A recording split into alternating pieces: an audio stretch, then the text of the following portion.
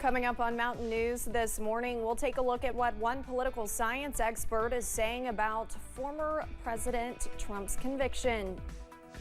And one business is working to rebound from a disaster after a tornado struck down.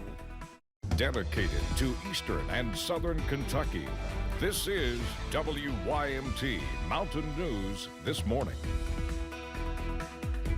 Good morning, I'm Olivia Calfee. We are just past 5:30 on Friday, May 31st. Now let's send it over to meteorologist Mace Michaels for a look at your forecast this morning.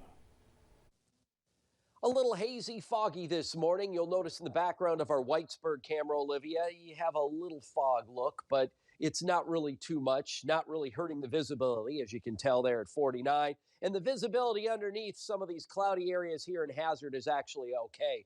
You'll run into pockets of locally dense fog, 46 right now. Harlan visibility has dropped to a quarter mile, but you can see at the rest of our reporting stations, visibility looks pretty good, not any problems. Temps have some cool pockets like low 40s around Wise and Clintwood. Otherwise, it's a lot of mid 40s to mid 50s, from 46 in Hazard to 55 in and around Jackson. Our sky will be mostly sunny this morning. We'll see lots of sun this afternoon. Some clouds out to the west may drift in throughout the day, but it won't really affect our high temperatures too much. Looks like a beautiful day, Olivia, with highs into the upper 70s. All right, Mace, thank you. The unprecedented guilty verdict on the felony charges for former President Donald Trump leaves many voters wondering what this means for the upcoming presidential election. We spoke to a political science expert about what we could possibly see in the coming days and months. Grayson Passmore continues our coverage. It's the guilty verdict heard round the country. In modern times, no president or former president has faced such prosecution, let alone been convicted of it. Political science expert Dr. Stephen Voss says we have no clue what the political impact of former President Donald Trump's conviction will be, because it's never happened before. Trump is essentially right that in terms of the court of public opinion, this battle is not over yet. He lost a court hearing, but the battle in the public is going to be whether the prosecution against Trump was politicized, was political, or whether it was a legitimate sort of legal action. While the conviction is unprecedented for a politician at this level, Dr. Voss says there may be at least one advantage Trump has in trying to rebound from the news. We know supporters of a politician, at a lower level at least, have been fairly forgiving, have been willing to either overlook or even excuse the troubles in which they've found them. As we wait to see how this will play out on the national stage, those downtown Lexington had thoughts of their own. I really wasn't completely shocked because the verdict came out so fast. And typically when the verdict comes fast, it's derogatory, or meaning they've been found guilty. The consensus from many people, like Jer Sullivan, is wondering what happens next. I understand the legality of some things, but I'm not sure if they can overturn this or not.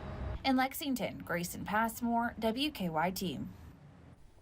Kentucky Senator Rand Paul called it a sad day for America.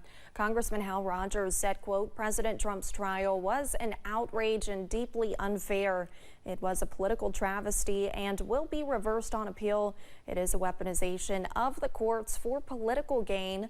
Biden forces claim victory, but it will backfire and elect Trump. They claim they won this battle, but we will win the war. The man accused of the 2021 murder of a Big Stone Gap, Virginia police officer has pleaded guilty. Michael Donovan White pleaded guilty to murdering Officer Michael Chandler in Wise County Circuit Court. The incident happened when Chandler was doing a welfare check at a home in Big Stone Gap. White faces a sentence of 40 to 100 years in prison, according to the Commonwealth's Attorney's Office. Police in Clay County are looking for an inmate who escaped from the detention center. Take a look at your screen. Skylar Hubbard escaped from around the Beach Creek apartments. Officials say he was wearing orange work release clothes. He was last seen on Cole Hollow. Anyone with information regarding Hubbard's whereabouts are asked to contact the sheriff's office at 606-598-3471. Officials with the National Weather Service in Jackson confirmed a tornado ripped through part of Knox County Sunday afternoon. WYMT's RJ Johnson shares how one business is working to bounce back. Days after a tornado ripped through the area, folks in Knox County are continuing to pick up the pieces. It's been pretty busy. That's all we've done for the last 3 days is kind of clean up. We were very lucky to have a local city let us use their street sweeper so that we could actually use that and kind of clean the lot up some. But it was pretty bad. There's glass and wood everywhere. Legacy Chevrolet manager Bobby Kidd says the storm damaged several parts of their property, including cars, a light pole, and more.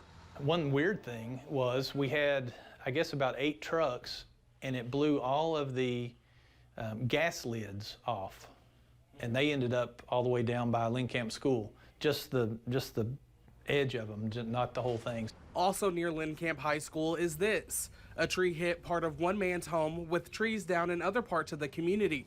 Kidd says it's hard to imagine and prepare for a situation like this. There's not a lot you can do about the weather. I mean, you just hope that it doesn't hit, especially when it's business is open or there's a lot of people driving around or out. So it was a blessing that it was on a Sunday early afternoon when there wasn't a whole lot of traffic or a whole lot of people there. He says while it could have been worse, he is glad to see folks in the community come together. That was the biggest thing, the best thing that really came out of it, just seeing us all kind of get together. And that's usually what happens in a storm or something like this. You figure out how good people really are. In Knox County, RJ Johnson, WYMT Mountain News. Kidd says they were able to look through security camera footage to show officials with the National Weather Service how the storm moved through the area. And we have an update about a Southern Kentucky firefighter. In a post on social media, London Mayor Randall Weddle said Brandon Buckner is heading home. Buckner had been readmitted to the hospital after he began to experience pain again. This happened after being sent home earlier in the week. He was originally sent for falling while trying to put out a fire at a business in London on Sunday. Buckner's family says he suffered several broken ribs and a lacerated liver from the fall. UPS says they are closing select customer centers, including one in London.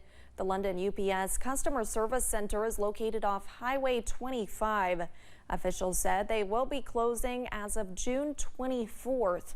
UPS released a statement to WYMT. They said, quote, "We are closing select UPS customer centers to better align with our customers' preferences. We will continue our high standard of customer service through a wide range of resources that are available to our customers, including UPS drop boxes, 10,000 full-service retail shipping locations, such as the UPS store and Staples, as well as UPS authorized shipping outlets and providers to ship packages," end quote.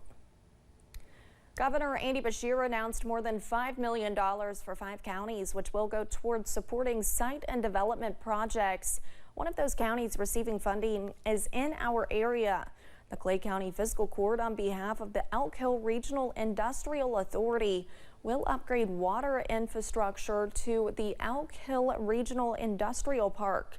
The regional project is supported by Clay, Knox, and Leslie counties. U.S. Senate Minority Leader Mitch McConnell joined Governor Beshear in Frankfort yesterday to visit the Kentucky National Guard, and McConnell discussed a new batch of funding that will go towards military technology in the Bluegrass. Both of them work together for the funding, and McConnell spoke on why it's important during current global conflicts. From high-quality munitions at Bluegrass Army Depot to cutting-edge submarine technology in Louisville, our legislation also provides, of course, critical security assistance for Ukraine, Israel, and Taiwan. Serve our communities effectively. Please welcome Governor Andy. Both the governor and Senator McConnell were joined by Kentucky's Major General Hal Lamberton at yesterday's news conference. The Breathitt County Fiscal Court is receiving $20,000 in emergency road aid funds. That money will be used to repair a slide on Hardshell Caney Road. Officials say the slide is near Zach Lane in Breathitt County. And when we return, one of the world's most famous R&B artists is receiving a Lifetime Achievement Award.